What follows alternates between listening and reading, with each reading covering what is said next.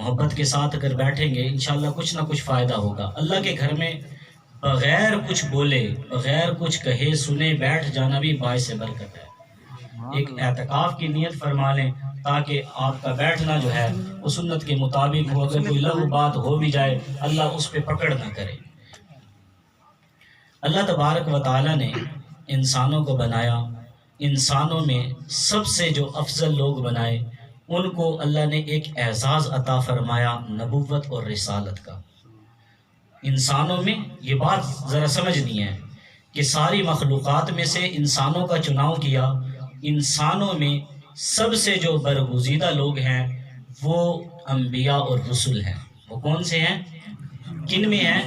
انسانوں میں۔ یہ بات یاد رکھنا، تھوڑی تھوڑی بات ہے کہ اللہ نے انسانوں میں سب سے اپنے جو قریب کیا، جن کو اعزاز عطا فرمایا، جن کو رتبہ مرتبہ اور شان عطا فرمائی، وہ کون لوگ ہیں؟ انبیاء اور رسل ہیں۔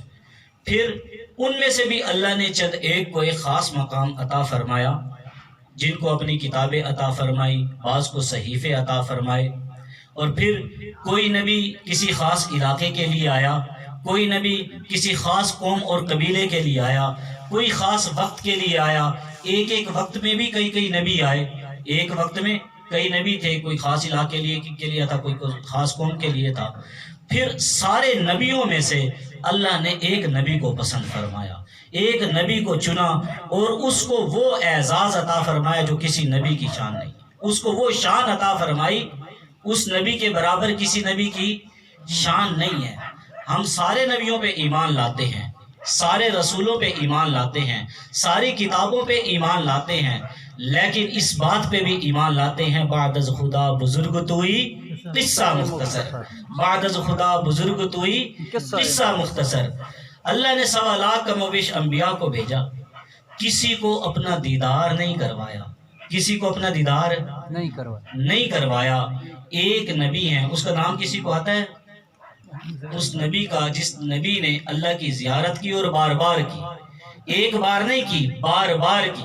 کسی ساتھی کو اس نبی کا نام آتا ہے؟ محمد الرسول، ہاتھ کھڑا کر دے۔ محمد الرسول، ہاں، محمد الرسول اللہ صلی اللہ علیہ وسلم۔ حضرت موسیٰ علیہ السلام نے آرزو کی کہ اللہ میں تیری زیارت کرنا چاہتا ہوں، تو اللہ نے فرمایا لن ترانی، آپ نہیں کر سکتے، آپ مجھے نہیں دیکھ سکتے۔ پھر لاڈلے نبی تھے، حضرت موسیٰ علیہ السلام بھی لاڈلے نبی تھے، اور جیسے کوئی بچے لیٹ نہیں پاتے ایسے کسی بات کو جو ہے نا لے کے بیٹھ جاتے نا، اللہ دیکھنا ہے۔ اللہ نے فرمایا اچھا وَلَٰكِنِ انظُرْ إِلَى الْجَبَلِ، چلو مجھے نہیں دیکھ سکتا تو میں ایک تجلی ایک پہاڑ پہ ڈالتا ہوں، اس تجلی کو دیکھ، اس تجلی کو اگر تو برداشت کر لے گا پھر سوچنا کہ تو مجھے بھی برداشت کر لے گا۔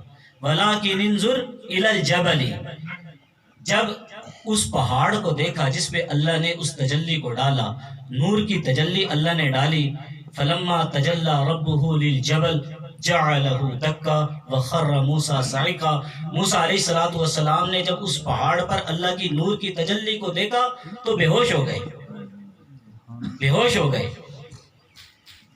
اب جب ہوش آیا قال سبحانک، فوراً اللہ کی پاکی بیان کی، قال سبحانک انی تبت، اللہ میں اس بات سے معافی مانگتا ہوں جو میں نے بات کہی تھی کہ میں آپ کو دیکھنا چاہتا ہوں، میری یہ اوقات نہیں ہے۔ ہمارے اکابرین نے ایک جملہ لکھا ہے، ایک جملہ لکھا ہے، وہ آپ کی نظر کیے دیتا ہوں۔ جب حضرت موسیٰ علیہ السلام کو ہوش آیا، شاید یہ آپ نے پہلے بات کبھی نہ سنی ہو سکتا ہے علماء کو پتہ ہو، لیکن یہ گارنٹی سے کہتا ہوں عوام الناس کو نہیں پتہ ہوگا۔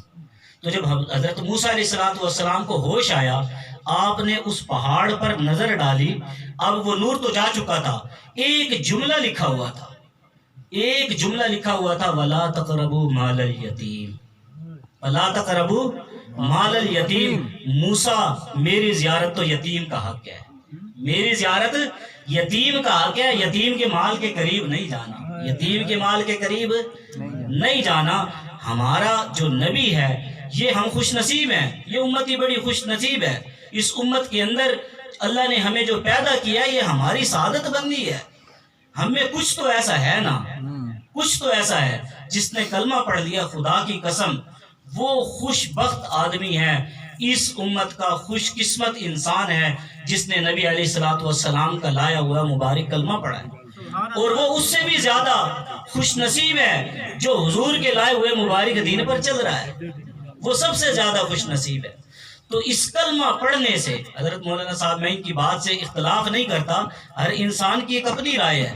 اللہ نے قرآن مجید میں ارشاد فرمایا من عمل صالحا من ذکر او انثى وهو مؤمن فلنحيينه حیاتا طیبہ، تم میں سے کوئی بھی مرد ہو عورت ہو نیک عمل کرے، وہو مؤمن ایمان والا ہو، ایمان اس کے سینے میں موجود ہو، فَلَنُحْيِيَنَّهُ حَيَاةً طَيِّبَةً، میں اس کو پاکیزہ زندگی عطا فرماؤں گا، میں اس کو پاکیزہ زندگی عطا فرماؤں گا۔